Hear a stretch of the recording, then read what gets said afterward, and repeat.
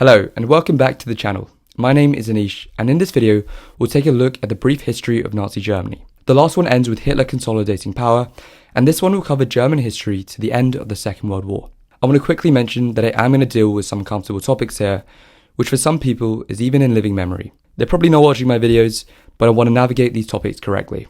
To start with, as I mentioned in the last video, the German economy was hit incredibly hard by the Great Depression, and this crisis facilitated the Nazis to rise to power and eventually the destruction of Weimar democracy. When Hitler became Chancellor in January 1933, unemployment was the issue of the day, and he had promised to put Germany back to work. Under the guidance of the Minister of Economics, the Nazis placed the economy under strict government control and aimed at the highest degree of self-sufficiency in production, so that they didn't need to rely on the global economy anymore. To relieve unemployment, the Nazis spent huge amounts of money on public works projects that would require large amounts of labour, such as the construction of schools, hospitals, or famously the German highway system, the Autobahns, which interestingly have no speed limit for all you adrenaline junkies. The achievements in the economy were impressive. German unemployment fell from 6 million in 1933 to 1.7 million by 1935.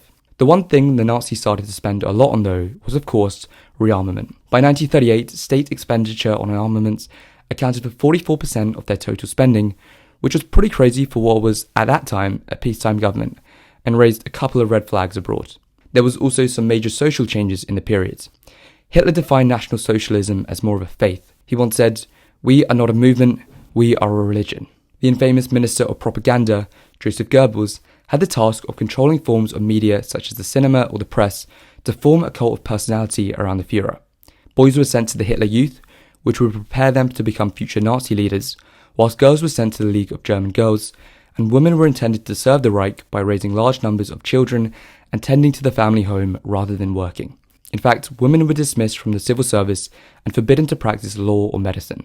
Special attention was paid to education, as politically unreliable teachers were removed from the classrooms and Nazi text became the standard, especially in biology and history.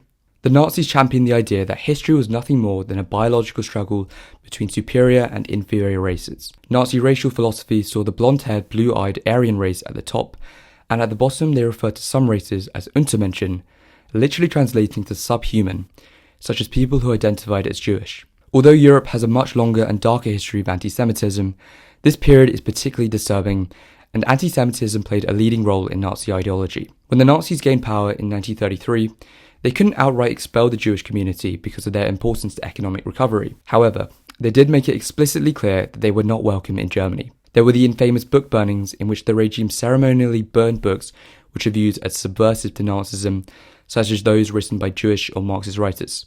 In 1935, the Nazis also passed the Nuremberg laws, which deprived Jews of full citizenship and forbade marriages between Jews and Germans. As a result, a lot of people wanted to emigrate out of Germany, but it was problematic because Jews were required to remit up to 90% of their wealth as a tax for leaving the country, and soon it was almost impossible for Jewish immigrants to find a country willing to take them. The once prosperous Jewish community were now poverty-stricken and humiliated. Yeah, this period is pretty dark. Now let's talk about the most horrific war in human history. Well, as I mentioned earlier, the Nazis were spending nearly half of their national budget on rearmament. In fact, within 3 days of becoming Chancellor in 1933, in a private meeting, Hitler informed his army commanders that rearmament was the first priority for Germany. Hitler's long-term goals in foreign affairs were to revise the Treaty of Versailles and secure Lebensraum, or living space, for the Aryan race by creating an empire in Eastern Europe. This was obviously very ambitious, but other countries had their own dreams of empire. In global affairs, the 1930s was a bit crazy. Japan, under a military dictatorship, went to war with China, Italy under Mussolini tried to invade Ethiopia, and Spain was going through a civil war in which the fascist forces under General Franco came out on top. So Hitler had some buddies, and in all these cases, the reaction from Western liberal states such as Britain, France, or America was actually very weak. Because this was a decade of the Great Depression, the Western powers were more focused on fixing their own internal problems rather than addressing international crises. Well, Hitler took note of this and came to the conclusion that he could probably get away with a few things. First up was the Rhineland. Under the terms of the Treaty of Versailles, this zone was meant to be demilitarized and meant to provide a buffer zone and give France security against German aggression. Well, in March 1936, German troops marched straight into the Rhineland and the French advantage was pretty much lost overnight. Both the French and the British were unwilling to go to war, and made Hitler believe that neither country would get in the way of Nazi foreign policy. Next up on the agenda was Austria. Hitler was of course Austrian himself and wanted to merge Germany with his homeland, a process known as the Anschluss, which was also forbidden under the Treaty of Versailles. Hitler started putting a lot of pressure on the Austrian Chancellor to coordinate Austrian foreign policy and its economic system with Germany, and it was eventually decided that the country would hold a plebiscite on March 13, 1938, to let the Austrian people decide whether they want the country to remain free and independent or a part of Germany. Well, on March 12th, a day before the plebiscite was meant to be held, German troops marched straight into Austria. Austria basically ceased to exist, and Germany just got a little bit bigger. Hitler then turned to Czechoslovakia, and in the summer of 1938, there was a major crisis in which Britain and France did not come out well from.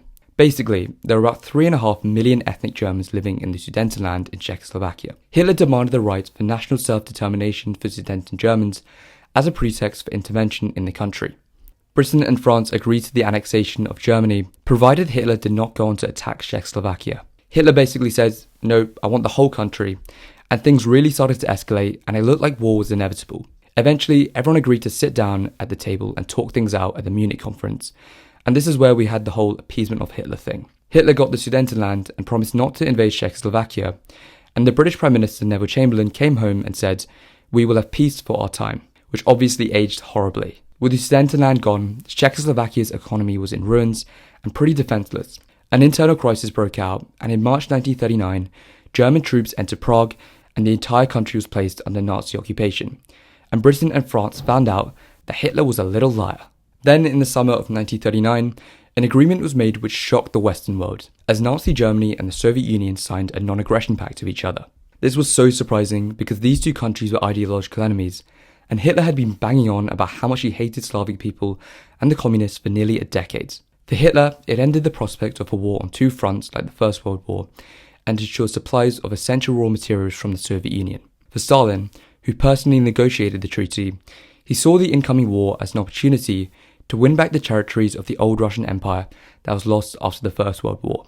As part of the Molotov-Ribbentrop Pact was also a secret agreement for the Wehrmacht and the Red Army to invade Poland and carve up the country together.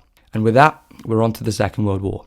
Quick disclaimer, obviously so much happens in World War II, and I'm certainly not going to be able to cover every point here in this video, but I can give a brief overview of the German perspective. Okay, so on the 1st of September 1939, Hitler invaded Poland and Britain and France declared war on Germany, thus sparking the Second World War. The Germans introduced blitzkrieg or lightning warfare with the underlying principle that speed and swiftness was how to win a modern war. Well, it definitely worked, and within 18 days, the Polish Home Army was destroyed. The Soviets invaded 2 weeks after the Germans, and the two armies met at the historic town of Brest-Litovsk, which was where 20 years before the Russians signed the treaty ending their involvement in the First World War and also signed away their soul to Germany. Britain and France didn't really do anything to help Poland, and after Poland collapsed, Hitler made a peace offer to the Western powers. Eventually, in May 1940, Germany invaded Holland, Belgium, Denmark, and France. The first three couldn't really put much of a fight against blitzkrieg warfare, but it was expected that taking on the French would be a tough and long war. However, a Hail Mary from one of the German generals cut off hundreds of thousands of Allied troops, which had to be evacuated from Dunkirk to live to fight another day. Within 6 weeks, Hitler had defeated Germany's old enemy France, something that Kaiser Wilhelm couldn't achieve in 4 years. Britain stood fighting alone under the leadership of Winston Churchill, and it was believed that an invasion of Britain was too risky unless Germany had an absolute advantage in the air over the English Channel. So the German Luftwaffe and the Royal Air Force went head-to-head against each other in the Battle of Britain. Eventually, targets shifted away from military and communication targets to civilian targets, and German cities being bombed had a massive effect on the German psyche and was the first major Nazi defeat in the Second World War. Anyway, as I mentioned, Hitler's long-term ambitions were always in Eastern Europe, and attention now turned towards the Soviet Union. Obviously, Hitler had signed that non-aggression pact with the Soviet Union, but when does Hitler ever keep his promises? On the 22nd of June 1941, Hitler launched Operation Barbarossa, and 3 million German soldiers poured into the Soviet Union in the largest and bloodiest invasion in history. The advancing Wehrmacht faced fierce Soviet resistance and were brutal against the local populations. By the end of the year, they had taken Kiev and put Moscow and Leningrad under siege, creating the peak of the Nazi Empire. The Nazis were kind of banking on a quick and destructive war that would force the Soviets to the negotiating table, but surrender was never an option. The German supply lines eventually became overextended, and also they should have learnt a lesson from Napoleon: don't invade Russia when winter is coming. The war in the east soon became a war of attrition and dragged on for a few more years. In building up such a massive empire and keeping up with the demands of the state war machine, approximately 12 million people from across Europe were abducted and sent to Germany as forced or slave labour. The brutal use of foreign labour and plundering of raw materials from all across Europe meant that the war machine would keep on grinding, and civilian living standards could keep pace. This was until 1944, when Goebbels announced total war and ordered the mobilization of the entire German economy.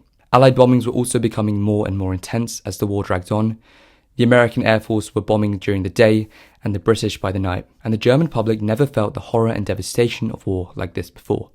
Nazi expansion into Europe also brought in millions of Jewish people into German territory. During the invasion of the Soviet Union, nearly 2 million Jews were killed by Nazi death squads and local collaborators. In 1941, the Nazi government created a new plan called the Final Solution, and millions of Jews were sent to concentration camps such as Auschwitz or Dachau, and in these camps, Jews were forced to labour for the German war effort until they died from overwork, starvation, or more likely from poison gas.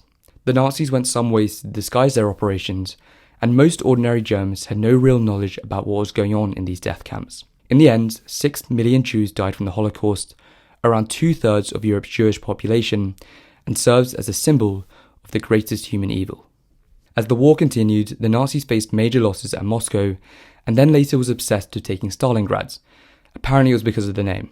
Anyway, the Battle of Stalingrad was probably the most bloody and fiercest battle in human history, and German defeat was seen as one of the major turning points in the Second World War.